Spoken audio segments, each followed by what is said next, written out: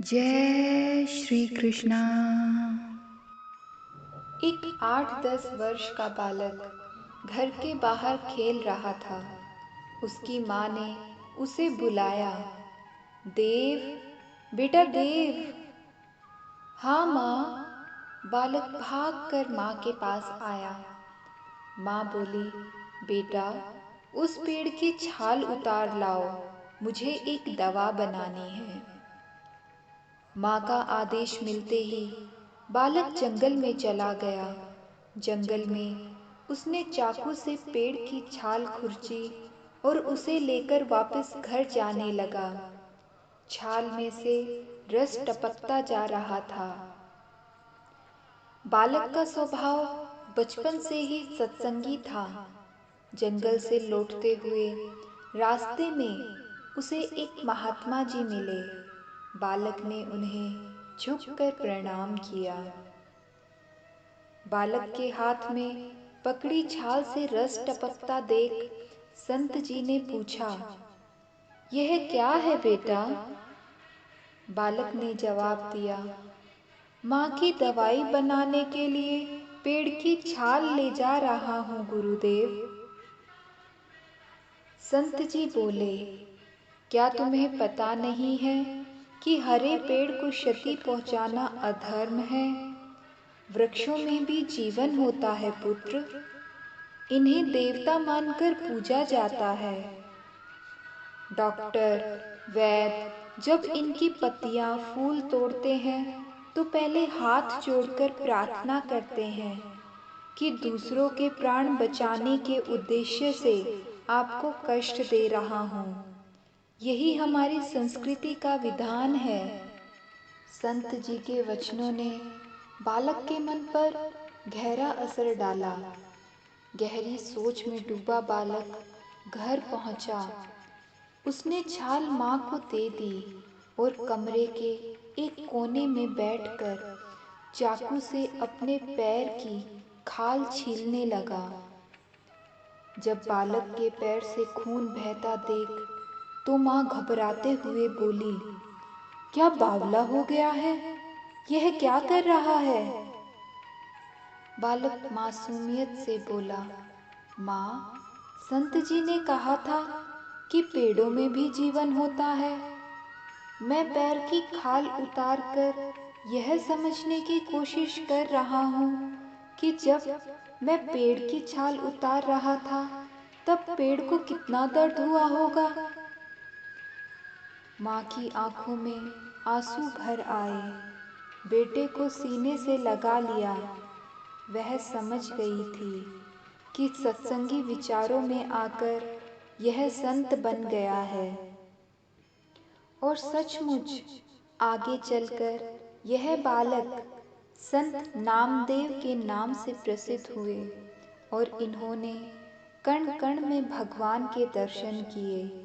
पेड़ तो पेड़, चींटी को भी कोई कष्ट ना पहुँचे, ये इसका हमेशा ध्यान रखते थे। संत नामदेव जी के पिता का नाम सेठी था। ये छिंबा जाति से संबंध रखते थे। ये कपड़े धोते और छापते थे। सेठी जी बहुत ही नेक इंसान थे। संतों की सेवा करते थे, सदा सच बोलते थे, वह कर्म करते रहते थे। पिता की नेकी का असर पुत्र नामदेव पर भी पड़ा। वह भी साधु संतों के पास बैठता, उनकी बातें सुनता रहता, फिर अपने मित्रों को इकट्ठा करता और संत महात्माओं से सुने उपदेश उन्हें सुनाता। इसीलिए गांव वाले नामदेव को शुभ बालक कहते थे। एक दिन नामदेव जी के पिता किसी काम से बाहर जा रहे थे।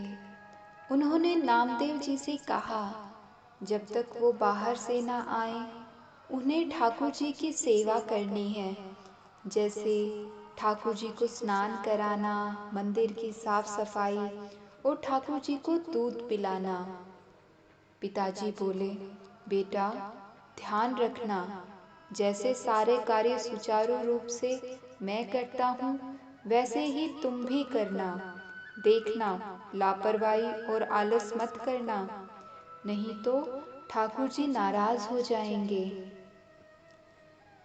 नामदेव जी ने वैसा ही किया जैसे पिताजी समझा कर गए थे। ठाकुर जी को स्नान कराया, मंदिर की सफाई इत्यादि कार्य पूरे करने के बाद जब नामदेव जी ने दूध का कटोरा भरकर ठाकुर जी के सामने रखा और हाथ जोड़कर बैठ गए और ठाकुर जी को देखते रहे कि ठाकुर जी दूध कैसे पीते हैं। ठाकुर जी ने दूध कहाँ पीना था, वह तो पत्थर की मूरत थे।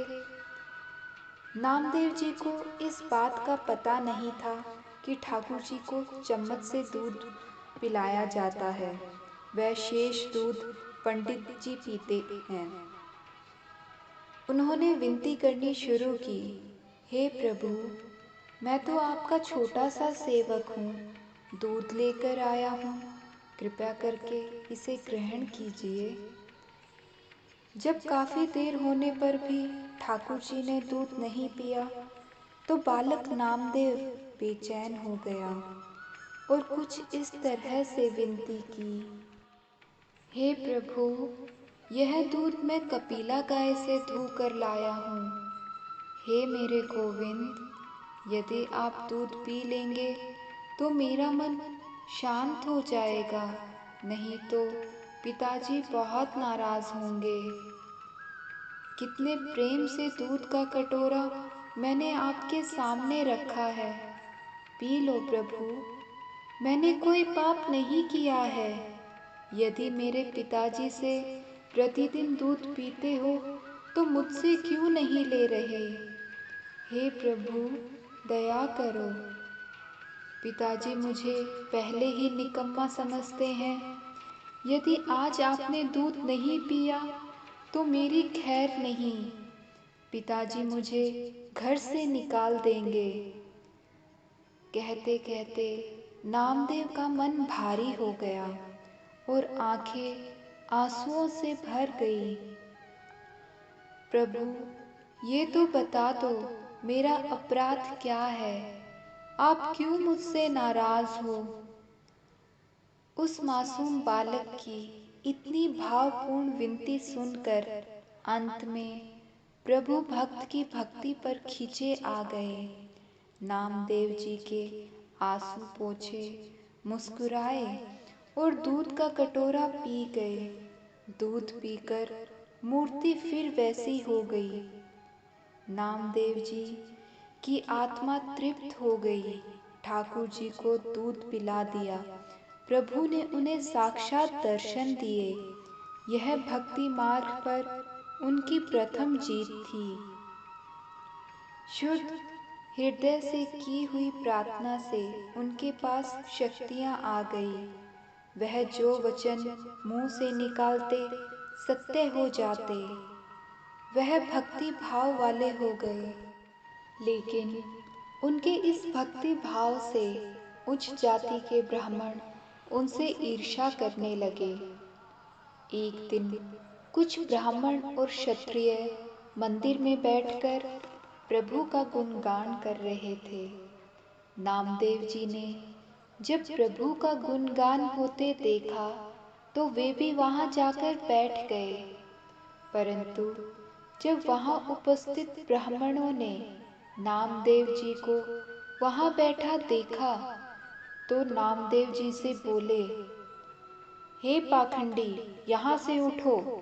तुम नीच जाति के होकर हम उच्च कुल के ब्राह्मणों के साथ कैसे बैठ गए? नामदेव जी बोले, हे ब्राह्मण देवता, भगवान पर तो सबका बराबर का हक है। ब्राह्मण बोला, हमें धर्म मत सिखा। यह कहकर उन्होंने नामदेव जी को हाथ पकड़कर वहां से उठा दिया। भक्त जी आंखों में आंसू ले मंदिर के पिछले भाग में जाकर बैठ गए और प्रभु का नाम जपने लगे। अब भगवान ने ऐसी लीला रची कि मंदिर के पिछले भाग की तरफ घूम गई ठाकुर जी की मूर्ति। यह उस तरफ हो गई जिस तरफ भक्त नामदेव जी बैठे थे। यह देखकर उच्च जाति के ब्राह्मण और क्षत्रिय हैरान रह गए। वे भागे और नामदेव जी के चरण पकड़ लिए और क्षमा प्रार्थना की। इसी तरह के खेल करते नामदेव जी युवा हुए, परंतु संतों की संगति के कारण बैरागी और साधु स्वभाव के हो गए। घर का कोई कामकाज भी नहीं करते थे। कभी कुछ करने भी लगते तो काम अधूरा छोड़कर राम के गुण गाने लगते थे। एक दिन पिता ने उनसे कहा, बेटा, कोई कामकाज करो। कामकाज किए बिना गुजारा नहीं होता। कर्म करके ही परिवार को चलाना है और अब तुम्हारा विवाह भी हो चुका है। तब नामदेव जी बोले, विवाह तो आपने कर दिया पिताजी, लेकिन मेरा मन तो ठाकुर जी में ही लगा है। जब भी भक्ति से अलग कुछ करने लगता हूँ तो ठाकुर जी मुझे आवाज मारकर बुलाने लगते हैं। पिताजी बोले, बेटा, भक्ति भी करो पर साथ में अपनी गृहस्थी भी संभालो। भक्ति करना कोई गलत कार्य नहीं है, लेकिन जीवन निर्वाह के लिए रोजी भी जरूरी है। वह भी कमाया करो, ईश्वर रोजी में बरकत डालेगा। परंतु लाख कोशिशों के बावजूद नामदेव जी का मन किसी और काम में नहीं लगा। पत्नी ने भी बहुत कोशिश की, उन्हें व्यापार कार्य में लगा दिया, किंतु नामदेव जी का तो कर्म धर्म सब बस ठाकुर जी की भक्ति ही थी। एक बार पत्नी के बहुत कहने पर नामदेव कपड़े का एक थान बेचने हाट बाजार जाने की तैयारी कर रहे थे। तब पत्नी ने कहा, सुनो भक्त जी, आज घर में खाने को कुछ नहीं है। आटा, नमक, दाल, चावल, गुड़ और शक्कर सब खत्म हो गया है। शाम को बाजार से आते हुए घर के लिए राशन का सामान लेते आइएगा। नामदेव जी ने कहा, देखता हूँ, जैसी ठाकुर जी की कृपा होगी। अगर कोई अच्छा ग्राहक मिला तो निश्चय ही घर में आज धन धान्य आ जाएगा। पत्नी फिर बोली, संत जी, अगर अच्छी कीमत ना भी मिले तब भी इस थान को बेचकर कुछ राशन तो जरूर ले आना। घर के बड़े बूढ़े तो भूख बर्दाश्त कर लेंगे, पर बच्चे अभी छोटे हैं, उनके लिए तो कुछ ले ही आना। जैसी मेरे ठाकुर जी की इच्छा। ऐसा कहकर नामदेव जी हाट बाजार को चले गए। बाजार में उन्हें किसी ने पुकारा, वाह साईं, कपड़ा तो बड़ा अच्छा बुना है और छपाई भी अच्छी है। तेरा परिवार बसता रहे। ये फकीर ठंड में काँप काँप कर मर जाएगा। दया के घर में आ और रब के नाम पर 2 चादरे का कपड़ा इस फकीर की झोली में डाल दे। फकीर ने जितना कपड़ा मांगा, इत्तेफाक से नामदेव जी के पास उतना ही कपड़ा था और भक्त जी ने पूरा थान उस फकीर को दान कर दिया। दान करने के बाद जब भक्त नामदेव जी घर लौटने लगे तो उनके सामने परिजनों के भूखे चेहरे नजर आने लगे। फिर पत्नी की कही हुई बात याद आई कि घर में खाने को कुछ नहीं है, दाम कम भी मिले तो भी बच्चों के लिए तो कुछ ले आना। अब दाम तो क्या मिले, थान भी जा चुका था।